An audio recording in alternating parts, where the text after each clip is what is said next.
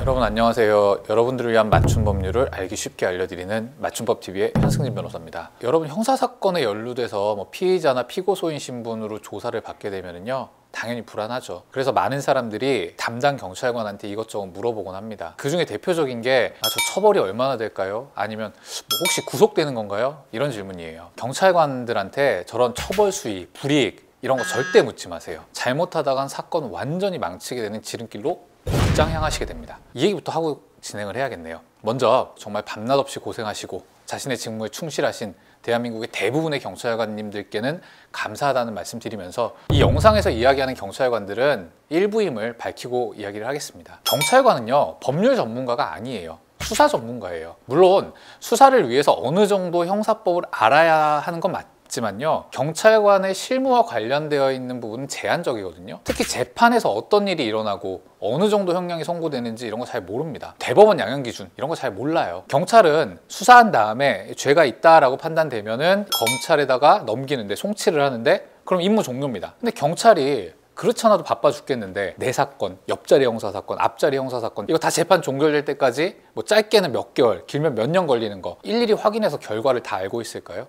절대 아닙니다. 그냥 여기저기서 들은 게 일반 국민들보다 약간 많을 뿐이에요. 그래서 경찰한테 내 사건 예상 형량 이런 거 물어봐도 소용없어요. 근데 문제는 사람들이 불안하니까 물어보면 일부 경찰관들이 자꾸 요즘 말로 뇌피셜, 자기 생각대로 느낌대로 그냥 얘기를 해버리는 겁니다. 근데 이게 실제 현실보다 차라리 좀 더 무겁게 얘기를 하면 나아요. 근데 이거를 별거 아니라는 식으로 얘기를 합니다. 그러니까 당사자들은 경찰관 말 듣고 그냥 아무것도 안 하고 안심하고 대비도 안 하고 있다가 한 방 먹게 되는 겁니다. 실제로 제가 했던 사건 중에서요, 이분은 다른 범죄로 집행유예 중에 무면허 운전으로 또 교통사고를 냈어요. 피해자가 병원에 2달 이상 입원할 정도로 많이 다쳤고, 이 사람 무면허 운전이나 무면허 음주운전 전력이 한 5번 정도 되거든요. 본인도 걱정이 되니까 상담을 하러 왔어요. 그래서 제가 이거 좀 위험한 상황이니까 재판 대비해야 된다고 분명히 얘기를 했고, 그분도 그래서 알겠다고 하고 변호사 선임까지 했습니다. 근데 갑자기 어느 날부터 연락이 안 돼요. 전화도 안 받고 문자도 답이 없고. 근데 그런데 왜 이게 결국에는요, 저희가 구공판 처분이 났어요. 그러니까 정식 재판에 넘어간 거죠. 이걸 전산에서 확인을 했는데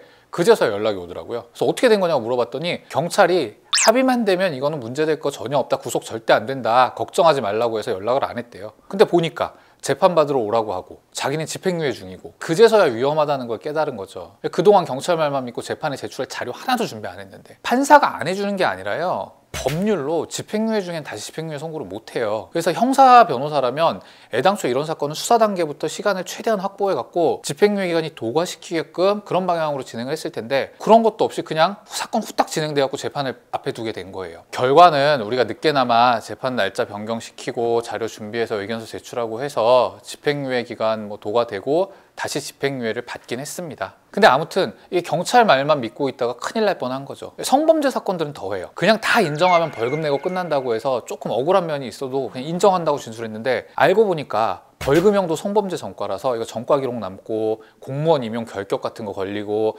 신상정보 등록하라고 하고 취업 제한 걸리고 이런 상황에 처하게 됩니다. 자, 그러니까 경찰관들한테 처벌 수위, 예상 형량, 보안 처분 이런 거 물어보지 마세요. 그냥 인터넷 뒤져서 형사 전문 변호사님한테 전화해서 물어보세요.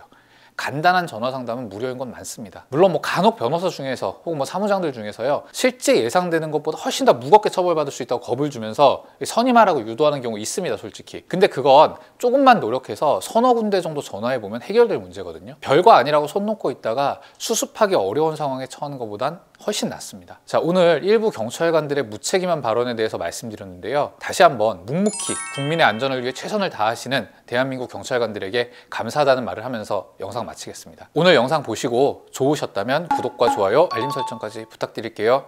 감사합니다.